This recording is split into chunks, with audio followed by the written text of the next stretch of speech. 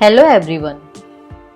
आज के सेशन में हम बात करेंगे कि कैंडिडेट से बात कैसे करते हैं और ट्रैकर कैसे बनाते हैं और एक्सेल में उनकी डिटेल कैसे मेंटेन करते हैं। अब ये क्वेश्चन आता है, क्या हमेशा ही कैंडिडेट से बात करने के लिए प्रिपरेशन की ज़रूरत होती है? तो इस वीडियो को एंड तक ज़रूर देखना, जिससे इस वीडियो को देखने के बाद आपको आपके क्वेश्चन का आंसर मिल जाएगा और कभी भी कैंडिडेट से बात करने में या डेटा मेंटेन करने में कोई भी परेशानी नहीं होगी। वैसे तो रिक्रूटमेंट में किसी कॉलिंग स्क्रिप्ट की ज़रूरत नहीं होती, लेकिन फिर भी अगर आप फ्रेशर हैं और आपने रिसेंटली रिक्रूटमेंट टीम को ज्वाइन किया है, जॉब डिस्क्रिप्शन भी अच्छे से क्लियर नहीं है और आप पहली बार कॉल कर रहे हैं, तो कई बार कॉलिंग स्क्रिप्ट की ज़रूरत पड़ जाती है। और जो भी पुराने रिक्रूटर हैं और जिन्हें जॉब डिस्क्रिप्शन अच्छे से क्लियर है, कॉम स्किल्स भी अच्छे हैं, कॉन्फिडेंट हैं, तो वो बिना स्क्रिप्ट के भी बात कर सकते हैं, कैंडिडेट को जज कर सकते हैं, कैंडिडेट के स्किल्स को अच्छे से एनालाइज कर सकते हैं। तो चलिए सबसे पहले हम एक बेसिक कॉलिंग स्क्रिप्ट पे बात करते हैं और इस स्क्रिप्ट में चेंजेस आप अपनी रिक्वायरमेंट, अपनी प्रेफरेंस के अकॉर्डिंग कर सकते हैं। तो चलिए मैं आपको दिखाती हूँ। ये है हमारी कॉलिंग स्क्रिप्ट। जैसे कि जब हम किसी कैंडिडेट को कॉल करते हैं तो कैंडिडेट कॉल पिक करेगा, कैंडिडेट बोलेगा हेलो, हम भी उसके रिस्पॉन्स में बोलेंगे हेलो। उसके बाद में हम पूछेंगे एम आई स्पीकिंग टू, जो भी उस कैंडिडेट का नाम है।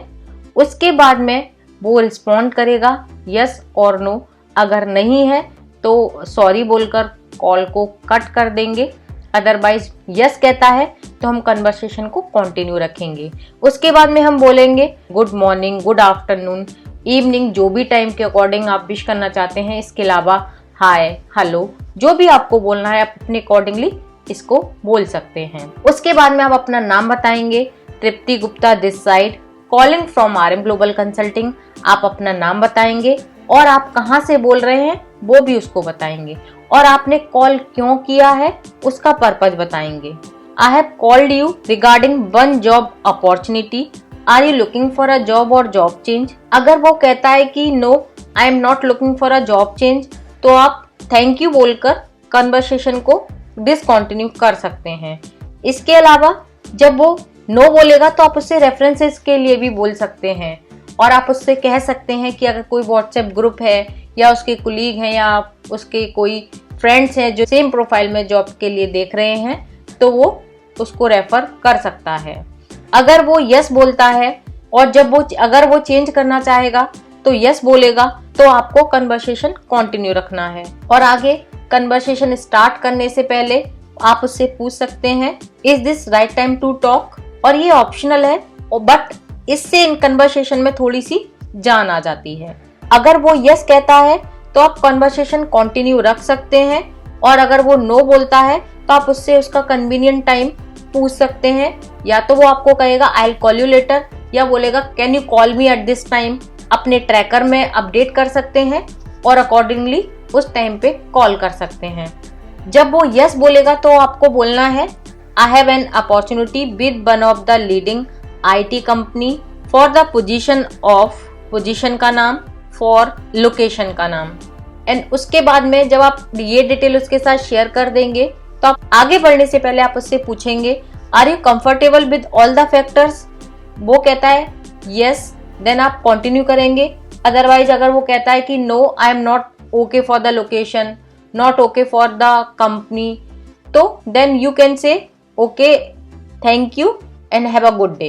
अगर वो कहता है यस तो आप कंटिन्यू रखेंगे। जो भी डिटेल आपको अपने ट्रैकर में अपडेट करनी है, बट जो मैंडेटरी डिटेल्स होती हैं वो qualification, total experience, current salary, expected salary, current company, current location, notice period और एनी रिमार्क जो भी आपको लगता है कि हायरिंग मैनेजर के साथ शेयर करना चाहिए, वो रिमार्क आप उस रिमार्क सेक्शन में मेंशन कर देंगे।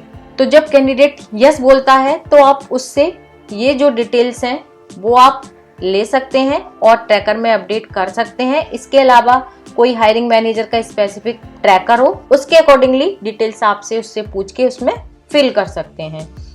आपको एनालाइज करना है कि जिस कैंडिडेट से आप बात कर रहे हैं वो कैंडिडेट इस प्रोफाइल के लिए राइट कैंडिडेट है भी या नहीं। तो इसके लिए आप उसको अच्छे से जज करने के लिए आप उससे आपके मन में उस पोजीशन से लेके जो भी क्वेश्चन है और उस कैंडिडेट को लेकर जो भी डाउट्स हैं आप उसको उससे पूछ कर क्लियर कर सकते हैं। ये तो हमारी हो गई बेसिक सी कॉलिंग स्क्रिप्ट। इसके अलावा मैंने आपको बता दिया कि हमें ट्रैकर कैसे बनाना है, उसमें क्या क्या डिटेल होनी चाहिए।